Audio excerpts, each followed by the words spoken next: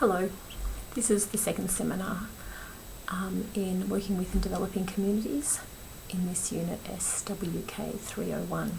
We're going to be looking at today at some theories, some general theories, and an overview of how theory interacts and the implications for community work.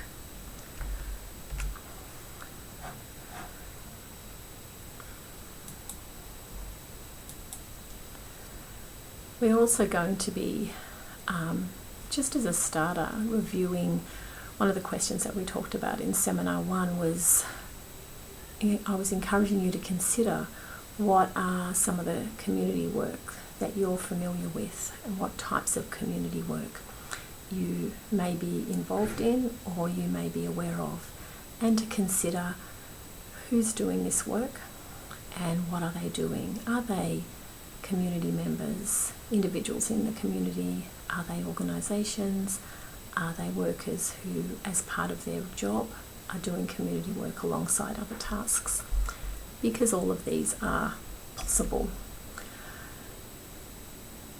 On slide 4, I'm using this quote, Marcel Proust: "The real voyage of discovery consists in not seeking new landscapes, but in having new eyes."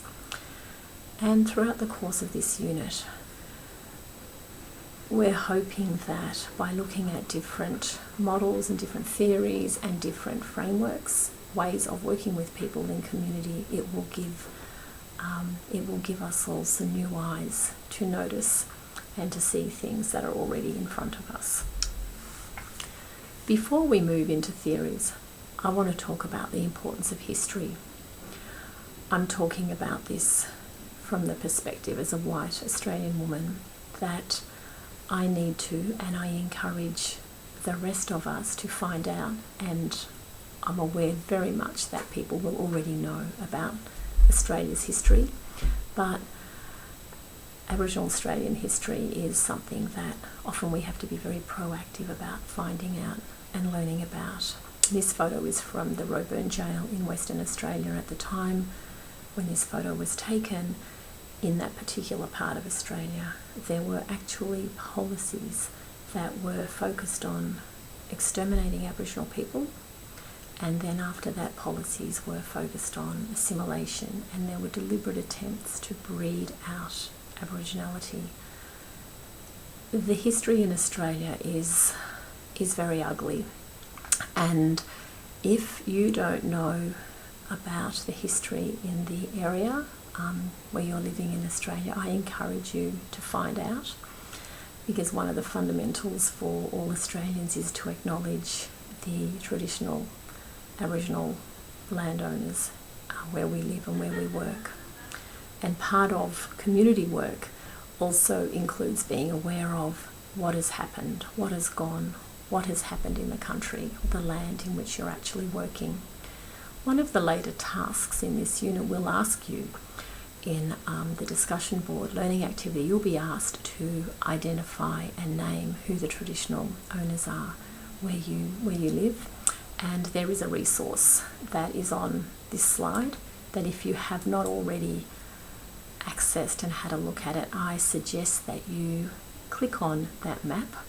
That will assist you to locate the tribal language group in the area in which you live. And this is one step, one very important step of looking at the context in where we work. We're going to look at now what we mean by theories. And I'm sure that you've had this conversation in other classes and you've looked at this before, but just to refresh, what do we think is meant by that term theory, and how can theories be useful in our work? There's a quote on slide 7 that is quite lengthy, and it talks about theory emerging from the process of ordering facts in a meaningful way. That is, that certain relationships between facts is posited through observation, through deduction, induction, speculation, inspiration, or experience, then is subjected to testing. That's a very long-winded way of saying that theory is a system of ideas that we use to explain something. So it can form theory when we're looking at the society in which we live. It can form broad ways of how we understand the world, and then in turn, theory can inform the models of practice that community workers might choose to use. The theory and practice connection is referred to as praxis when we use theories to impact on how we work. When we're looking at community development and theory particularly, this quote comes from Kenny. Community development is based on a wide range of theoretical perspectives about how society does and how society could work. So rather than see these theories that we're going to be looking at as theories about community development or community work as such, we initially use theories to look at how the world we live in works. They explain the world that we live in, and they're going to influence the goals that we have and the approach in our work. The example on slide 8 indicates or encourages you to think about your own ideas about society. You know, do you think society that you live in is fair? Do you think everyone has equal opportunities? Everyone is able to access what they need? Is life easier or harder for some people? And why is this? These are the sorts of ideas that when we answer these questions are shaped by theories. A lot of the theories that we look at come from sociology and from other areas of other studies and other disciplines. These all have an influence and a bearing on community work. On slide 9, just a couple of examples of how theory will impact how our views of society, where we see ourselves and where our values come from, will be influenced by these. So if one believes that the free market should dominate, people should pay not very much tax, people should buy their own services and fundamentally look after themselves with minimal government welfare or interference. So people don't expect that the government will provide much or meet too many of their needs, then neoliberal theories may apply or be more relevant in that situation where there's a sense that people, the individual is important and the individual will look out for themselves and meet their own needs. Or if one has a belief that human beings are collective and that we should work together, that people should cooperate for the well-being of all, then socialist or Marxist theories that involve the redistribution of wealth, that look at education and health being provided by the state and are available for all, those theories may appeal. So each of these views are theories around how we explain, how we look at how society works, and they also have an influence on how one sees the role of community or the role of people cooperating with each other. They influence that view. How you see wealth, power, the role of the state will shape with how you see yourself in relation to working with and using the intervention of community work. We will come back to language throughout this unit as well, and language and power are two areas that we will be exploring. The use of language in community work is such an important tool. The community worker, in whatever context they're working in, will be very mindful and careful about how they use language and aware of the power of language. Foucault, who's one of the theorists, looked at questioning some assumed structures that are followed in the West, particularly in Western society, and did a lot of research and a lot of study around madness and how the term madness is used and how madness, that whole study around madness influenced how people were treated who were perceived to be mad. This study, if you're interested in looking at it, his work highlights that language can determine how people are treated and can also influence boundaries and expectations that are put around people's lives. So when we're looking at working in communities, we need to be very aware of how different discourses can be used to empower people or can be used to disempower people. The next slide is just asking you to reflect on the term disability, which is another term that has emerged over the last few decades, and just asking you to think about how you think that term can be used to limit people's options in life, or how it might be able to generate options. There's not a right or wrong answer to this, but just encouraging you to think about how that term disability is used and what might be some of the issues that raises.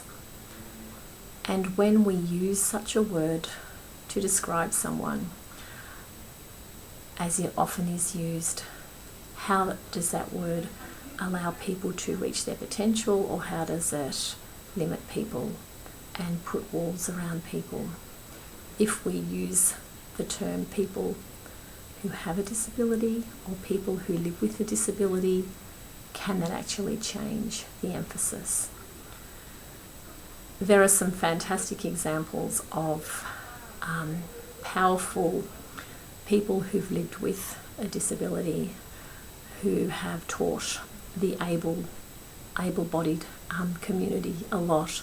And one example is Stella Young. If you're not familiar with her, she died at the age of 32, and she was an Australian woman who was an activist and a comedian, artist, who lived with a disability, however, spoke boldly and bravely about life in different ways. So if you're interested in finding out about Stella Young, I encourage you to look her up.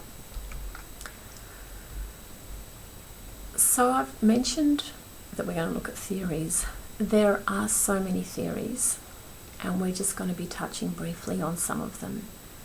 As I said, these theories come from the broader study of sociology, for example, or educational theories that look at how human beings work, how human beings live, and how human beings interact with each other, and also look at the structures in our society and how they impact. So different theories have emerged to explain or to make sense of what's actually happening. The social capital theory, I think we talked a bit about that last week when we talked about social capital and about different types of capital that referred to the capacity for people to have connections with each other for different purposes. And there's some more notes on slide 12 in detail around social capital theory if you're interested to read more about that.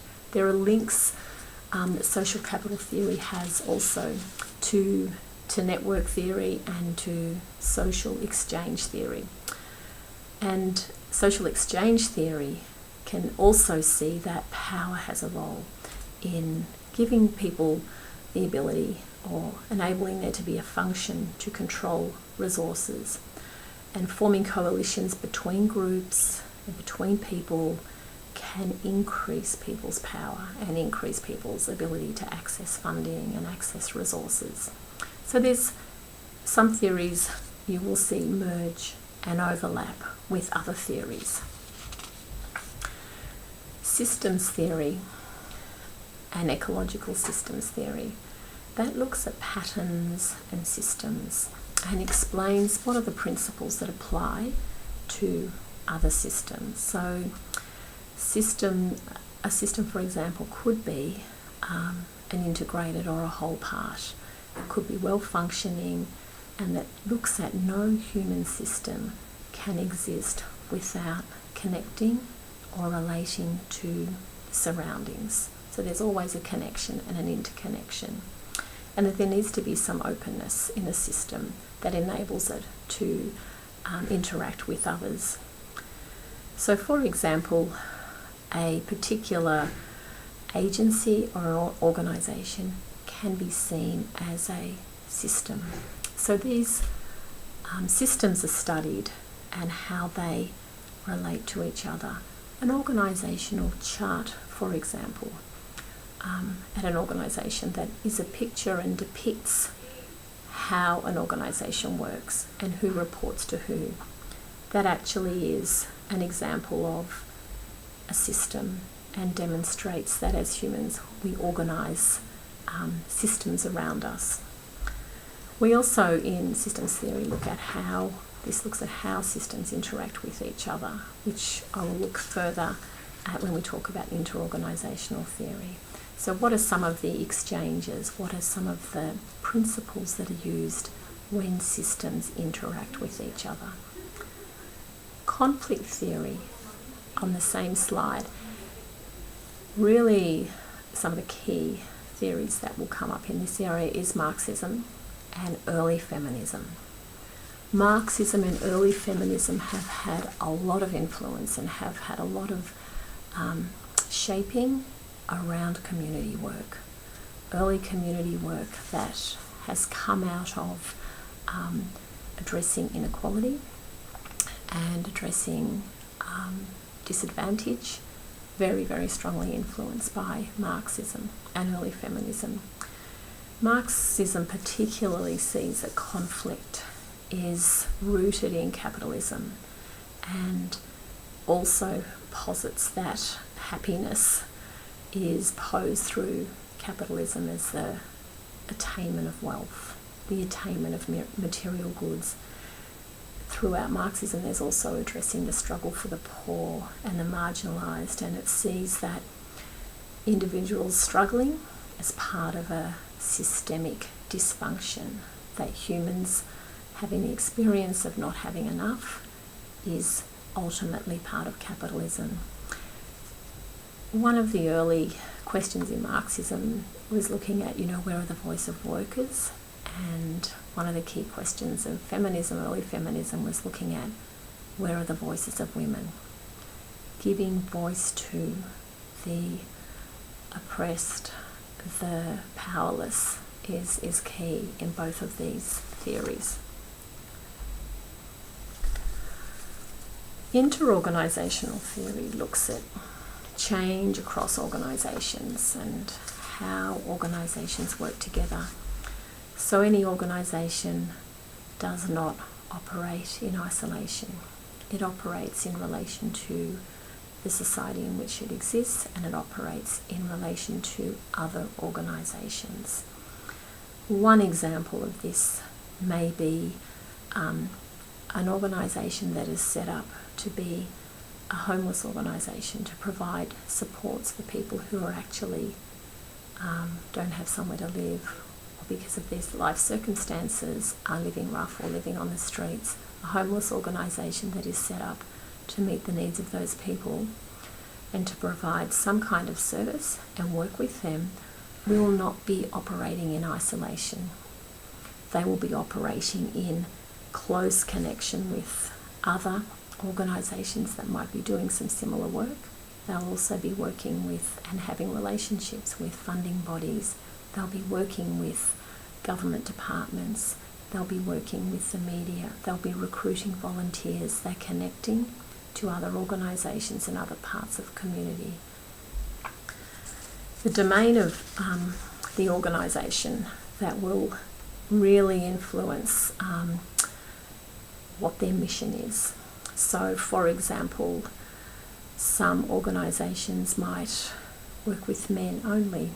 Some organisations might be open only at certain hours. Some organisations might work only with women. However, they will all have a relationship and a connection to other organisations that may work similarly or may work differently.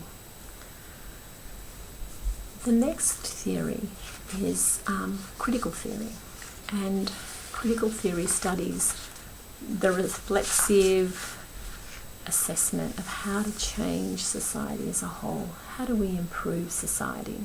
How do the systems work?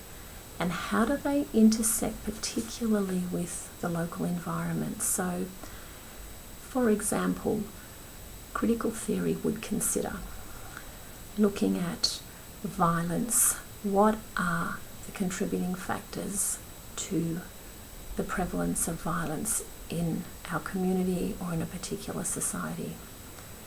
Critical theory does not see that violence is only an act that's carried out by one individual against another. Critical theory looks at what else is happening around. What they might also look at, what are the media influences, what are the attitudes of men to women, what is the use of alcohol. They'll look at the broader picture about what else is happening, what else do we need to consider if we're looking at the issue of violence. Chaos theory looks at the non-linear and can see that chaos in the world is actually connected, and how instances of things happening in the world may actually be connected even though they don't initially appear to be so. And an example of that would be how the price of oil, for example, in the world will affect what's happening at the stock exchange, or a natural disaster that occurs in one part of the world influences the availability of a resource. But sometimes even unseemingly events in different parts of the globe are actually connected and in some way part of each other. Green and environmental theories highlight the ecological and the social costs of industrialisation. So what's happening in the world as a result of industrialisation, a reliance on production of goods that is not produced locally, and what is the connection between the environment, anthropology and biology and social geography? What is the connection between all of these things? So where people might be living in one part of the world, they may be impacted on more acutely by what's actually happening in their environment. And one example of that might be where a community might make a decision to ban, a simple example, to ban the use of plastic bags and to address locally the impact that they are having, and consumerism is happening on the environment. So the banning of plastic bags at a very local level is one example of how the green or environmentalist theories are influencing decisions that are made on a local level. These theories are broad. I like to think of them as an umbrella under which we have theories that explain what's happening in the world around us. In turn, these theories will influence how we think about going about the business of working in a community and interacting with groups of people. We'll come back to referring to these theories, how they shape and then influence particular approaches of community work. This is really brief, and for more detail I encourage you to read chapter 3 of Kenny, the core text. It is quite dense, so maybe have your pen and paper and take notes from there, and also read the other reading for this seminar.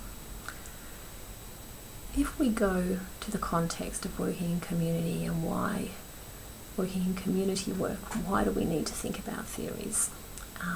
Why is that important? It's important because as community workers, we need to be considering about what is impacting people's lives. Early on, I made reference to Australia's history in relation to the appalling treatment of Aboriginal people. That's part of the context in which we work.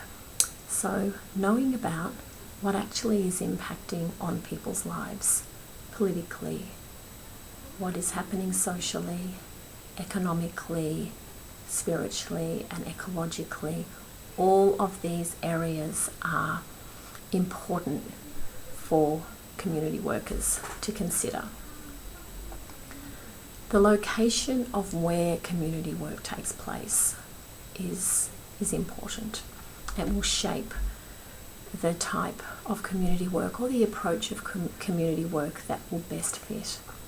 A couple of examples that I would like to give is a community, a town where it was closely located to a coal mine, and in Victoria, in Gippsland, there was a fire in a coal mine a few years ago, and it was the people in the community needing to be and demanding that the government respond to the health issues that were happening in that community as a result of this fire, that brought to the attention the devastating environmental impacts and then the health impacts that were happening in that community.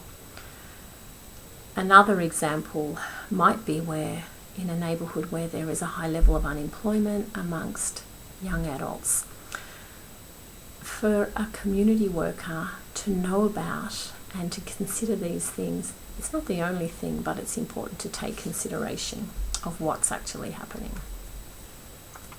Another example of this, working in a previous role I was working with public housing tenants in an organisation that provided advocacy for people who were renting their houses or their flats from the government. A number of people had complaints to make about the health of their children and the health of their family, and there was mould growing on the walls of the houses, and people had reported this to the Department of Housing, and there were not adequate responses to the calls to address this issue.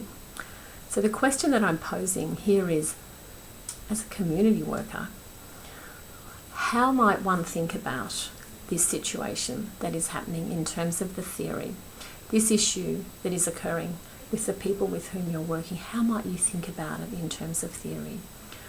One of the things that as workers we tend to do is to want to jump in straight away and to take action, and that's entirely appropriate in certain circumstances. However, before we take the step of jumping in and taking action, I just want you to think about what might be some of the theories that might impact on how you see this situation, and then also influence how you might approach this issue.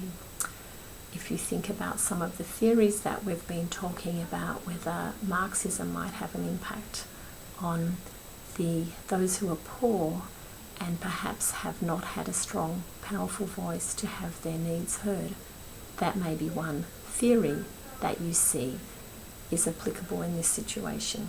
Feminism, for example, may also be another theory that has an impact in this situation where tenants have felt that they have not had a voice and they haven't been powerful, they have not been able to be heard. As a community worker, these are some of the considerations that you might think about in terms of what is the response that should be made here. What is the way forward? How would you address that, and what would you do to work with a group of tenants who raise such an issue with you? I'll leave it with you to think about. On the next page, I'm on slide 17. This quote comes from Kenny, from the text: "For community development, the integration of theory and practice brings together our theoretical understandings of how our society works and our vision of how we would like it to work with specific strategies and tasks."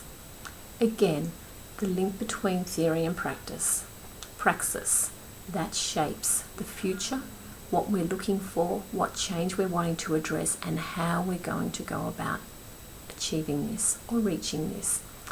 This quote is really a springboard for you to think about all of those things that come together that shape what is the future, what is the change that a group of people are wanting to address, and the role of the community worker in working with people to address that change is to be cognizant of that and to bring together the theory and the practice with the most appropriate framework or model.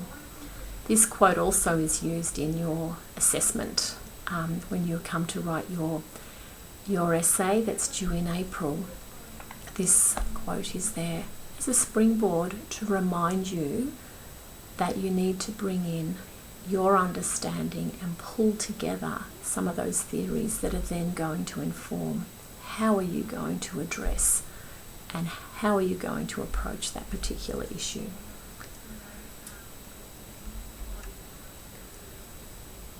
On slide 18, we're putting community work in context. We're coming to the level of what does this mean for community work? And community work generally spans the micro to the macro levels of practice, often working more in this space that is the meso-macro level. The micro level is the focus on the individual. The meso is where we're looking at groups and smaller groups of people and smaller communities, and macro is the broader society, community, and the broader systems. Community work moves across these, but mostly in the meso-macro area.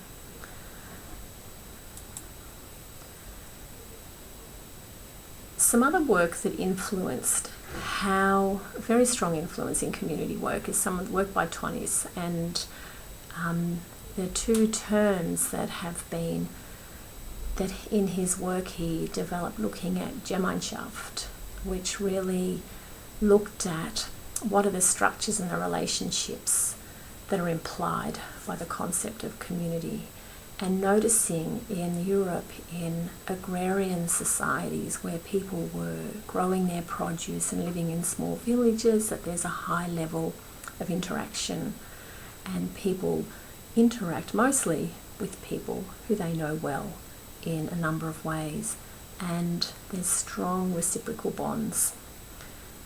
There's been a shift with industrialisation, which he also studied at exactly the same time that there was a move towards cities and industrialisation, and this other term, Gesellschaft, which is where people have interactions with many people who are often not known personally to them, and relationships between people are often based on transactions.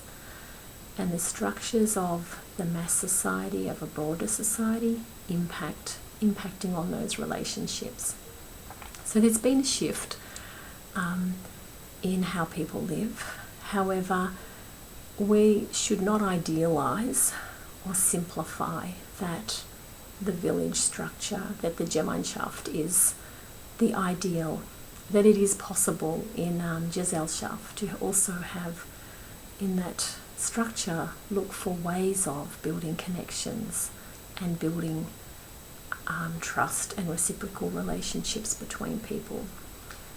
But it also highlights the way that society has changed and influences strongly one of the goals around community work, around creating connection between people.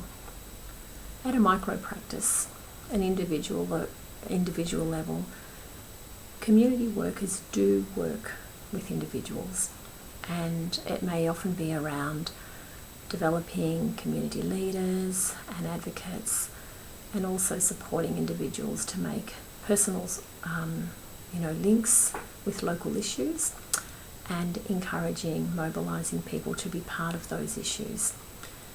Working with people always is focusing on their strengths and their needs and what their aspirations are. So micro skills are used in community work that workers also need to be using listening and interviewing skills as well, and also have some knowledge themselves of the broader system if they need to refer people to other services. This quote is from Lilla Watson, Aboriginal educator and activist, that I think sums very much what community work at the heart of it is about. If you've come to help me, you're wasting your time. But if you've come because your liberation is bound up with mine, then let's work together.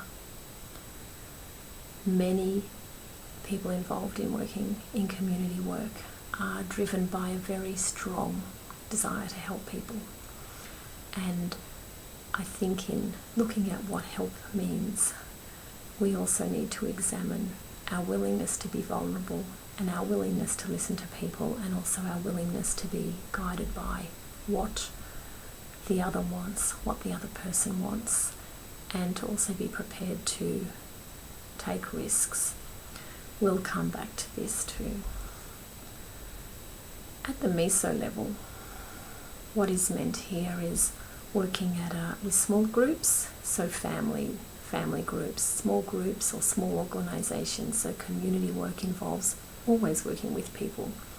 So there might be structured community groups of parents, families, action groups.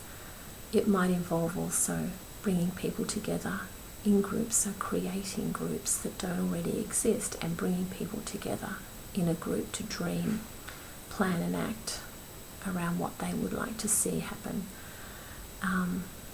Helping people or assisting people to address the changes that they want to see. An example here is, women meeting together as a group of mothers to address issues around raising kids, raising children on their own. That might be the purpose that they've come together, but in the process of meeting together, they may also find out that they not only share common interest around being parents, but that some of the people in the group have also got other ideas about how they want to make their community a better place or a safer place for their children, that they actually want to know each other better, that they might actually have other ideas about running businesses and using their skills in other ways in the community. So by bringing people together in groups, other possibilities can emerge in community work. The macro practice is at the other level working with various organisations, so working across organisations, working with government, working with business, connecting groups of people to other resources where they may need to access resources that are outside themselves. So rather than focusing on the individual or the small group level, assisting communities to make the connection to what might be the source for funding. A government body may be able to assist with funding for a project, where there might be resources that perhaps may be available from a legal perspective, connecting people with legal resources or lawyers, or getting input from other groups that also can offer support for a community idea or a community vision to address change.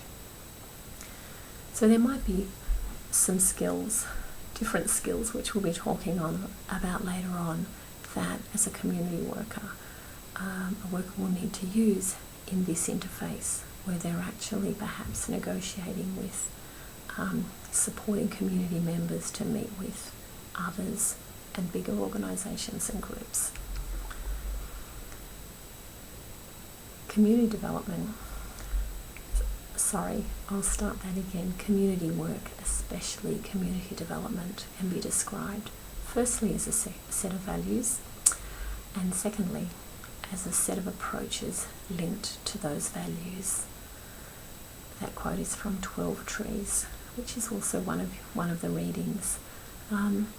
So always community development work is coming back to not just a process, but is also informed by values that then will inform and guide the approaches that you will use in that work. Next week we'll be looking at Rothman's typology and different models of community work. Thank you. Bye.